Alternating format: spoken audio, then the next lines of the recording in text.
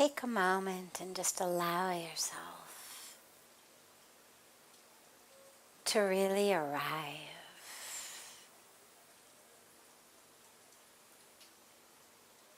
The body's here,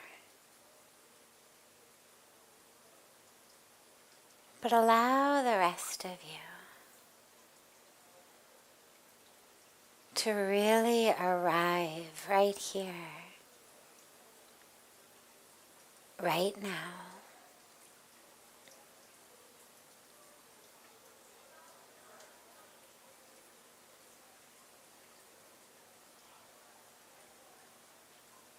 Allow the awareness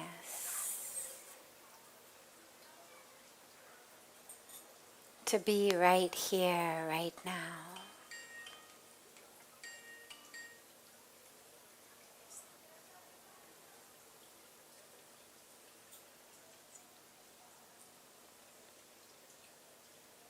Allow your consciousness to be right here, right now.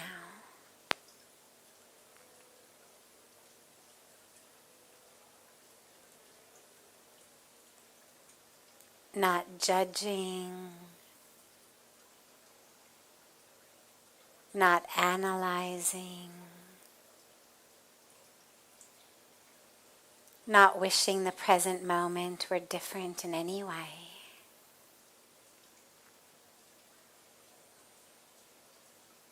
Not planning for the future.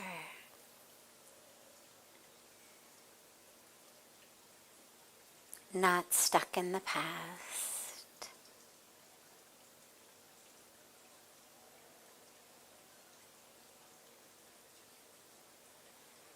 Just allow yourself to arrive to this moment.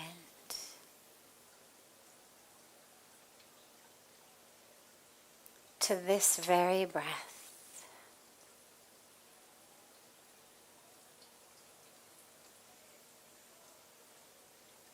Just be in this breath.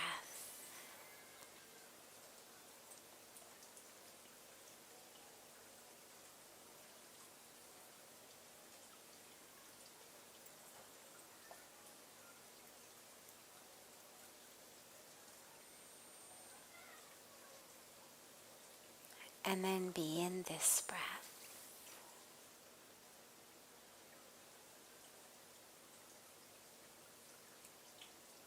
Right here, right now.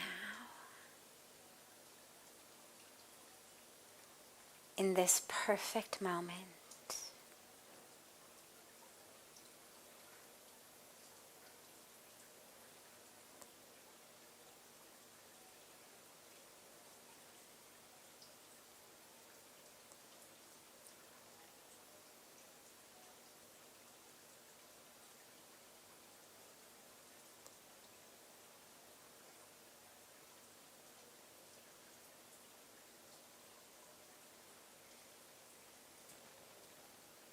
Slowly draw the hands together at chest level and rub the palms of your hands gently against each other.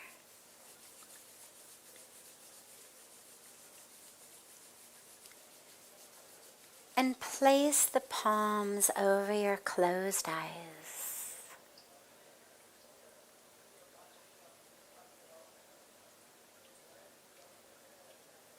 Slowly and gently open your eyes into the palms of your hands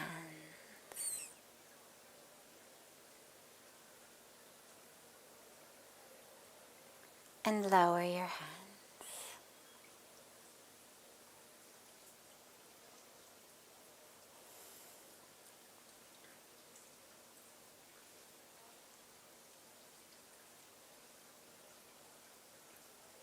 Now that we're all here,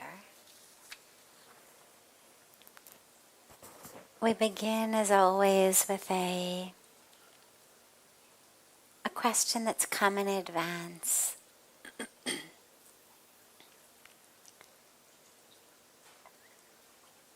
how do we keep daily circumstances from impacting our lives?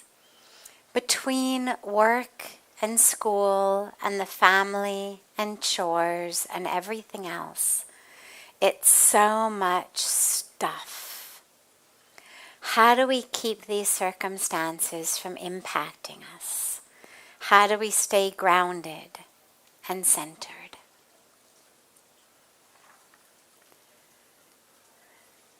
So this stuff, in many ways, is your life. The point is not to push circumstances away. If in order for me to stay anchored, grounded, centered, peaceful, I need to push things away, then I'm in a very, very tenuous situation. Because then everything becomes a threat to my grounding and anchoring. Then we end up in those situations I love where it's like, don't come near me because I'm really peaceful right now. Don't talk to me. Just stay over there because I don't want you to interrupt my peace. Or I can't talk to that person. I can't go to this place. I can't do this thing. I can't see this one. Because I'll lose my peace. And suddenly life becomes very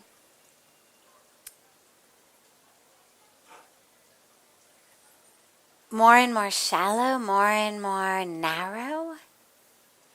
And the point of our spiritual practice and path is not to narrow our lives, but to expand them. Now, obviously, we make conscious choices about people and situations that are conducive to our path. I mean, I haven't been in a bar in decades. Not conducive to my path. But if for whatever reason I found myself in one, I mean, I don't know quite how it would happen, but let's just imagine for whatever reason I needed to be in one, I would certainly hope that I could stay grounded and centered and anchored and peaceful. Even with all sorts of people around me getting drunk and doing wild and crazy things and being everything other than peaceful and centered and grounded. That's the goal. I don't go there because I choose not to. We have a limited number of hours each day. I choose to spend mine in places with people doing things that are supportive to my path. But you don't want to be in a situation where that which life throws at you becomes stuff you have to push away in order to stay grounded and anchored. Here's a good way of thinking about it. It's my favorite example about this. So here's a glass of water. This glass represents our self-identity, okay? So right now in this moment we'll say, I am this glass. Now imagine that life and all of the challenges and circumstances and difficulties are like rocks falling in this glass of water. Well, as the rocks fall in the glass, what happens to the water? Yeah. Comes up, it spills out. I go all over the place. Now, what most of us do is we spend our lives trying to keep those rocks away, constantly trying to fight off the rocks. But we can't. It's life. Life throws all kinds of circumstances at us. Assuming, of course, that we haven't created this very, very narrow existence.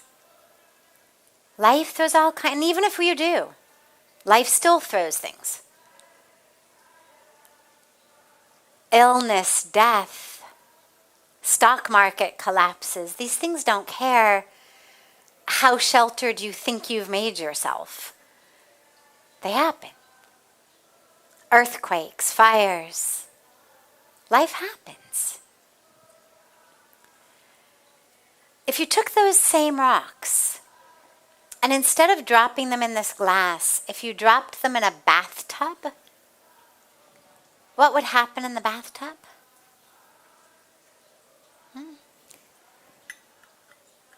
Yeah, a little bit less.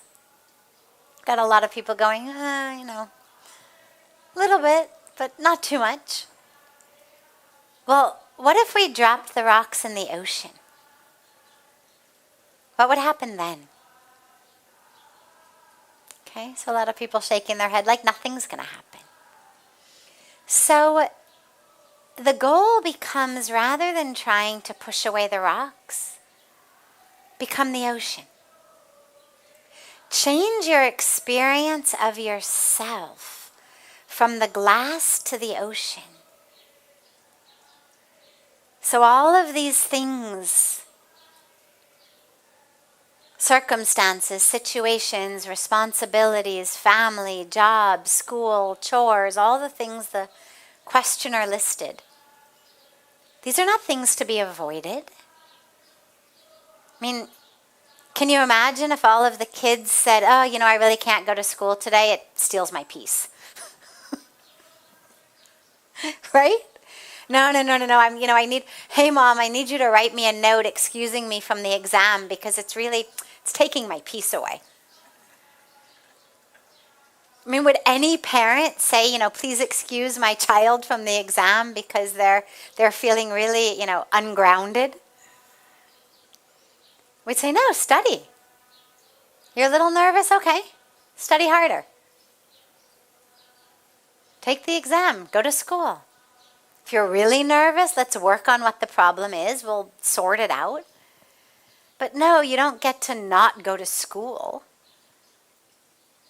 just because the idea of going to school steals your peace, or being called upon to figure out a math problem on the bulletin board, the chalkboard, steals your peace. You got to do it anyway. It's an important part of growing. And growing is not getting the letter from mom or dad that says, please excuse Billy from solving math problems on the chalkboard. It steals his peace. It's how can we help Billy feel grounded and centered and calm and confident? Because life is all about showing up at the chalkboard. When we talk about stepping up to the plate of our lives, it's all about that chalkboard. So the question becomes then, how do I become the ocean rather than the glass so that these rocks don't cause me to fall all over the place? I mean, could you imagine saying, I don't feel like getting a job, it steals my peace. Right? The universe should just pay me to exist because a job is really hard to kind of do at the same time that I'm peaceful. I mean, we'd laugh at somebody. Could you imagine somebody, knocks on your door and says, would you mind writing me a check because I'm avoiding going to work because it steals my peace. So if you could just, give me some money. You'd say, go to work. Meditate, do yoga, pray. But no, I'm not going to support you just because work steals your peace. Deal with it. That's what life is about. But But the dealing with it is not by staying small in that glass and trying desperately to hold in as much water as I possibly can while the rocks fall. It's not like, in school when we're taught about what to do when an earthquake happens and it's like duck and cover. That's not the way to live life. But if I keep identifying as the glass and the rocks keep falling, my only possibility for survival is duck and cover.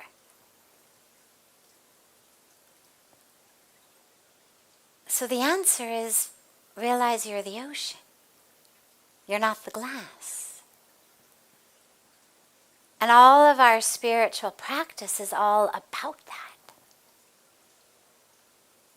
The meditation that we do is all about this experience of an expanding consciousness.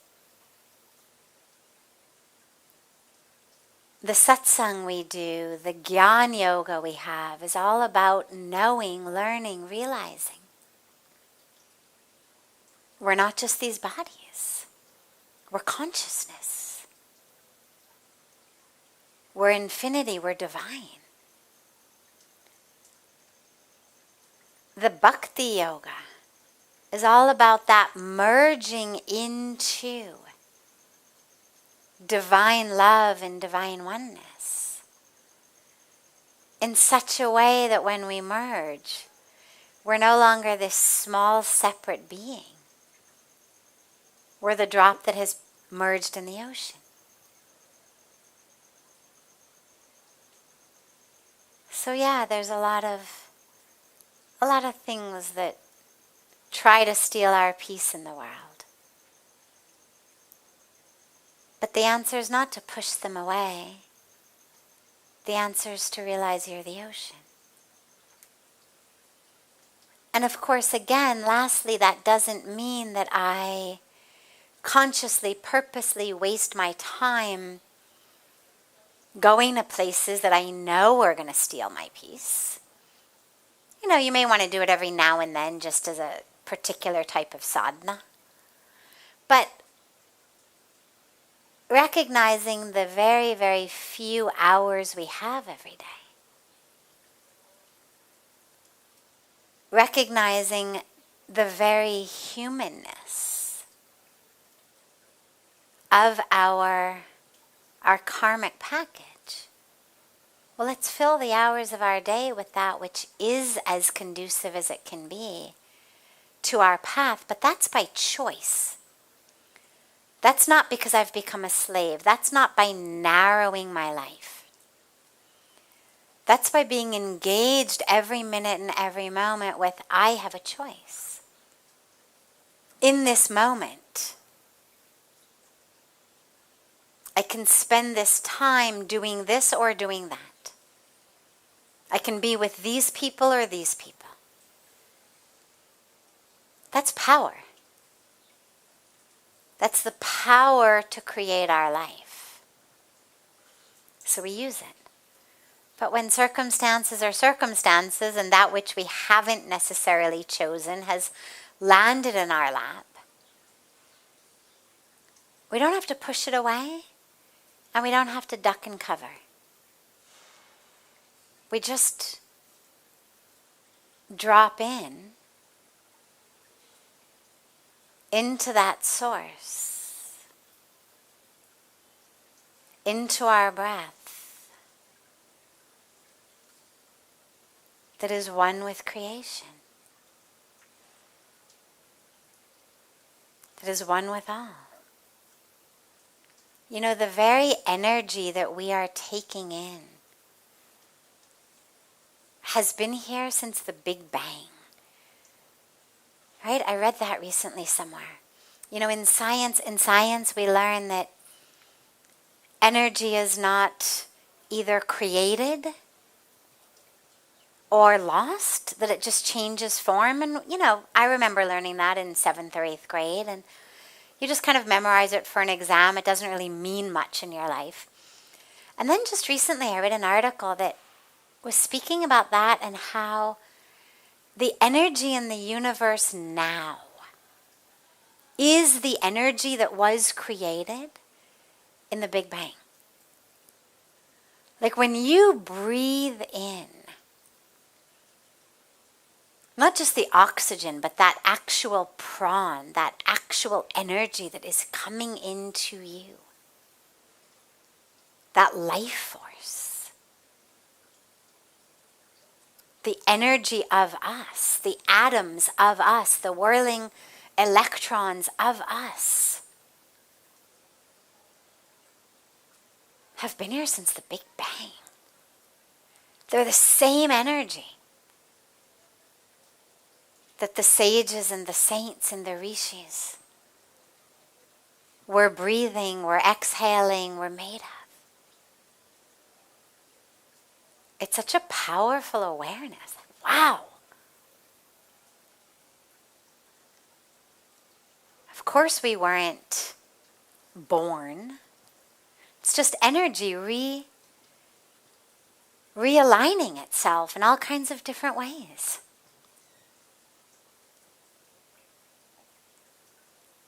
And now it's in this form, and then it keeps changing, and then it's in that form.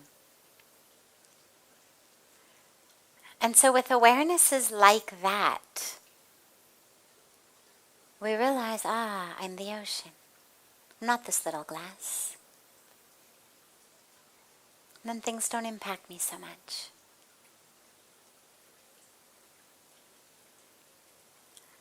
Are there any questions that anyone here has? Yeah, you and then you. Hello. So I do believe that we are here in this incarnation to belong, to connect, and to expand. And also in this process to heal from some things. And even though we probably shouldn't get fixedly attached to the expectation of healing, are there clues that tell us that we are actually going to heal from certain things in this incarnation still? Beautiful. The clue to know that you're going to heal is you making the decision that you're going to heal. You don't have to wait till next life. That's a choice you can make. We've been given free will. Yes, we've got destiny. Yes, we've got karmic fruit from past actions. That's what has led to the situation from which you need to heal. That's what led to whatever it is that happened to you that now you are suffering from. That gave you that situation, that experience. You could say it was your destiny to have that happen. Okay. But now what do you do with it? Now it's up to you. Either you can keep suffering, identified as the one to whom it happened, or you can choose to heal. And when you choose to heal, the issue is that every choice has pros and cons, right? Even things that seem like there's only pros, only positives, they actually have negatives as well. So for example, healing is something that seems like it's only positive. Like who wouldn't want to heal? The issue is that we've wrapped our identities around that which has happened to us. There's a whole lot of us that holds on to it. Maybe based on what's happened, I've developed ways of living. Maybe I've developed addictions. Maybe I've developed depression or anxiety. Maybe I've developed a personality style. Get angry really easily, or I'm just really sensitive, or whatever it may be, but I've developed a personality around it. Maybe I've developed some personal traits and characteristics. Say, well, I I am like this because. That's just who I am because. We make some life choices based on that. Based on what's happened to us, based on these personalities, based on these traits, we make some decisions. No, I can't possibly take the risk of that because I am like this. Can't take the risk of that because I'm very sensitive, and if I get rejected, well, then I will fall back into my addiction, for example. In order to maintain my sobriety, I have to avoid any kind of trigger, taking a risk, the possibility of rejection, the possibility of failure could trigger me. Therefore, I have to play it very safe and small. I was abandoned, which means that anything that might possibly make me feel abandoned could throw me back into alcoholism, drug addictions. Therefore, I can't love. I can't trust. Because when you love and trust, sometimes you get abandoned. And because of what happened, I have that trigger. And therefore, I should never trust, love, be in relationship. So we make all kinds of choices based on that which happened. Now, if you suddenly start talking about healing what has happened, well, now I have to suddenly rearrange how I think about myself. Now suddenly I have no reason to not take the risk. I fail, okay. It happens. I get rejected, okay. It happens. Someone betrays me or abandons me, okay, it happens. But I'm not going to not love, trust, take the risk out of thinking I'm small because, see, now I've healed. But that's a whole new life transformation that we have to be prepared for. And so this is a conversation you need to have with yourself. If you haven't healed to date, you need to ask yourself, what am I gaining? What am I gaining from not being healed? An excuse to live the way I'm living? A nice thick wall around myself that I think I've erected to protect myself, but that actually is just suffocating me, killing me on the inside? What am I gaining from not healing? Sometimes that attachment is to the person who hurt us also. Sometimes it's really important for us to hold on to that hurt so that we don't have to deal with that person, especially if they're a family member. You get a lot of situations with people where they've been hurt by a family member and then for years or decades or the rest of life just don't talk to that person because they were hurt. And then, of course, if you heal, well, then suddenly now, what's your excuse for not talking to this family member? But talking to someone who has hurt you is scary. Not necessarily from a perspective of getting hurt again, but just it's vulnerable. It requires a level of vulnerability. And so a lot of times it's just easier to hold on to the hurt. If I can stay hurt, then I don't have to talk to you.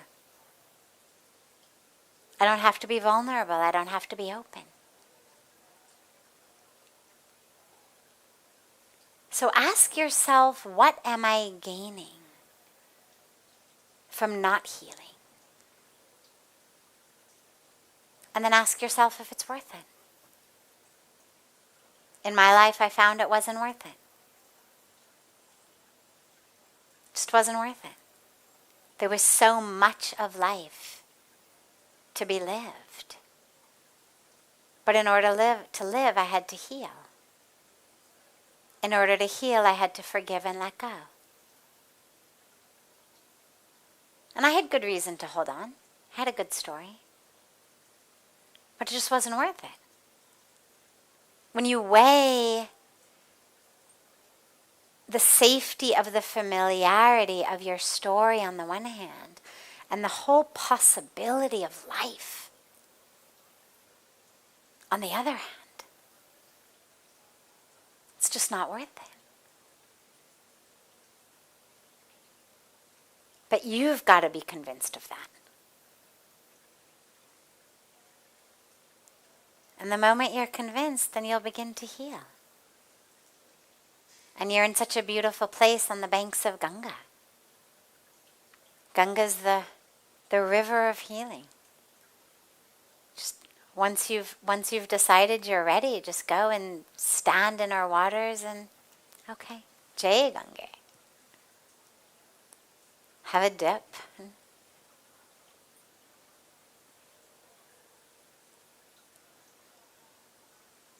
You owe it to yourself.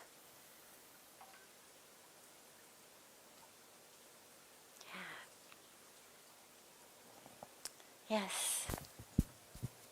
People say that life and death is not Just in bring the mic a little Yeah. bit. Yeah, thanks. People say that life and death is not in our hand. At times we lose someone which is very close to death, and it is very shocking kind of situation because we never expected that this kind of thing will happen. How to heal from this situation and how to come out? People say that, okay, it'll take time, it was destiny, you will heal. But it becomes really very difficult to come out of it because there are a lot of memories here and there. And how to come out of it and So let me let ask you go. something.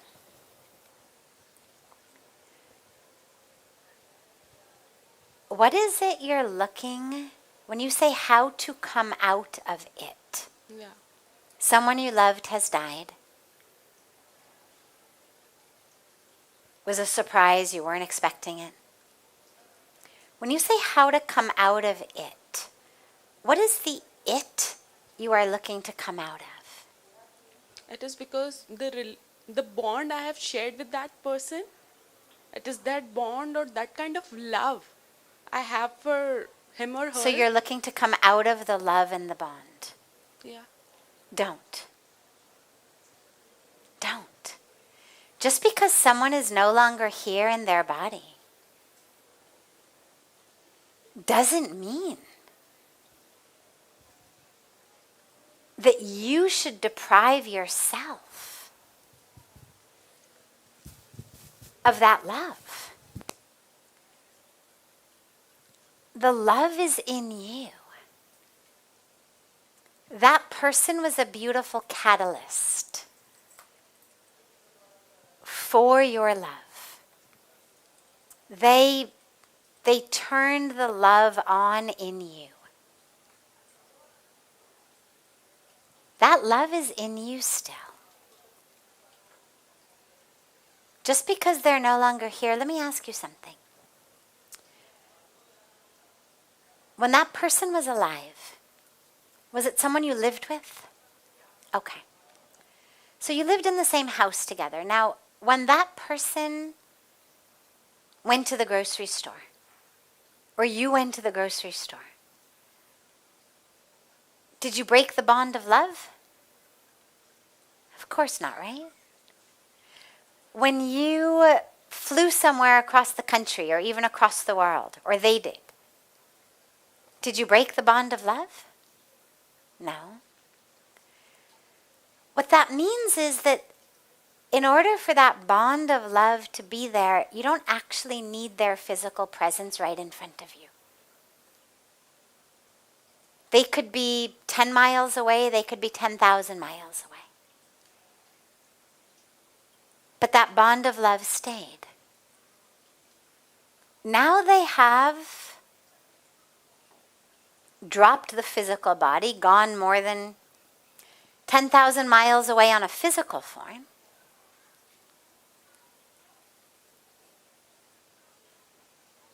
Why would you feel the need to break the bond of love? Does that love give you joy? Mike Deronko. There are times where you feel like lonely, right? You have that feeling of Karen. downness. Yeah. The feeling, you feel that emotionally you get down by remembering that person. You want them, you miss them basically. Okay. So love and missing are different. Okay. Okay.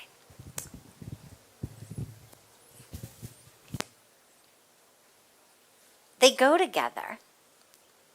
But here's your beautiful challenge, or opportunity, I should say. Allow yourself to feel the love, because the love is still there.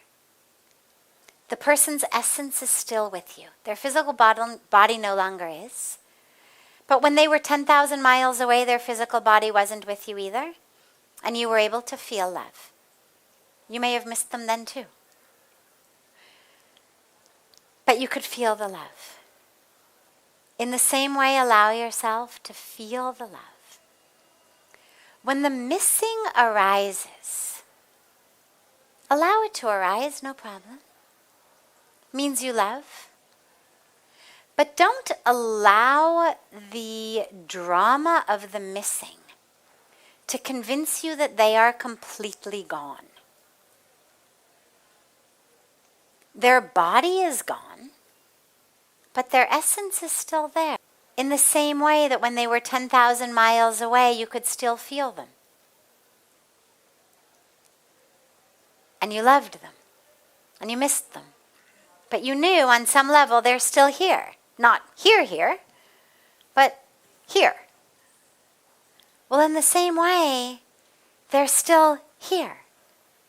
Not here physically, but they're still here in essence. And the missing will arise. It's beautiful, it's natural, it's okay. You don't have to push it away. Yeah. Makes you cry. But I don't remember any teaching that said, thou shalt not cry. Thou shalt not feel, thou shalt not miss. Right? We love. When we love, we miss.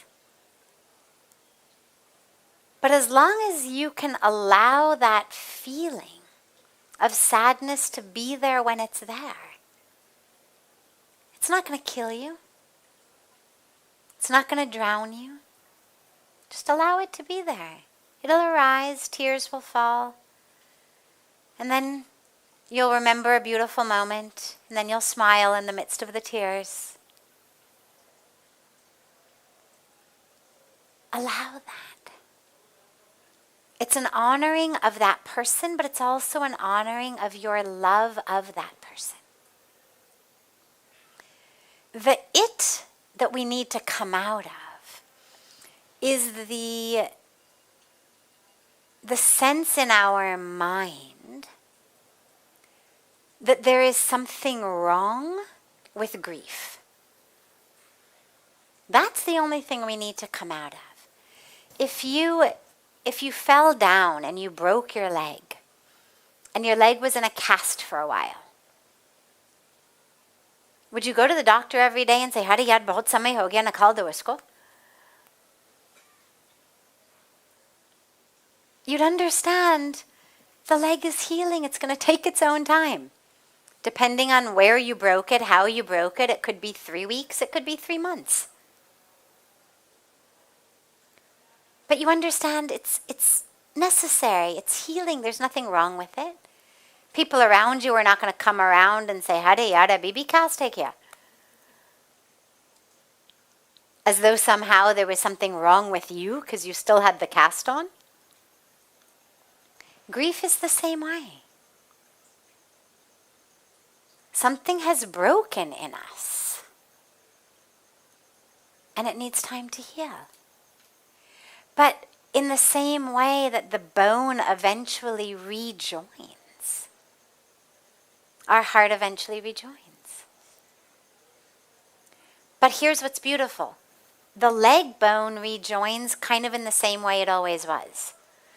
Our heart actually rejoins and reforms in a whole brand new way that forms around the absence of that person, but that is actually a presence in our heart. And it's not something that's easily describable. But what will happen is the presence of that person will kind of percolate through the rest of your heart. And you'll feel it in the oddest times of the day. You're brushing your teeth, you're bathing, you're whatever, and suddenly there it is. That person is there. It used to be they were only there when they're in front of you. Now, because their absence has become a presence in your heart, on that newly formed way, you'll find they're actually with you, paradoxically, a lot more than they ever were.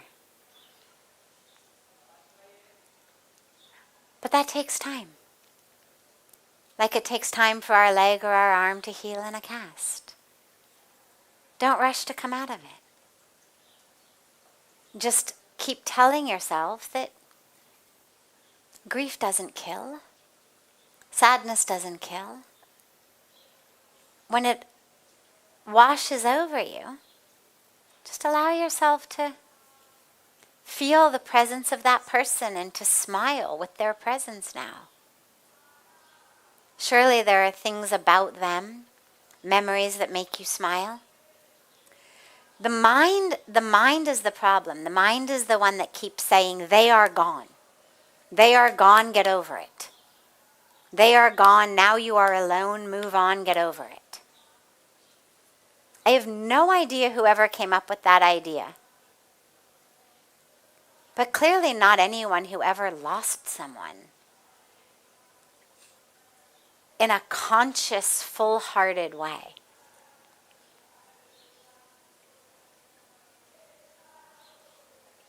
You absorb their presence into you.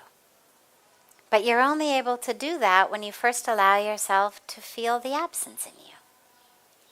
And only then into that absence their presence permeates.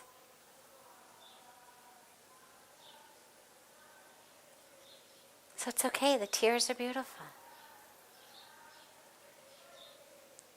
Just be with whatever's up, whatever's present. Sometimes it'll be tears, it'll be smiles, it'll be laughter, it'll be silence.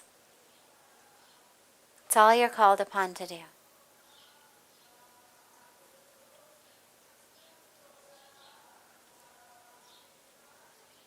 Beautiful.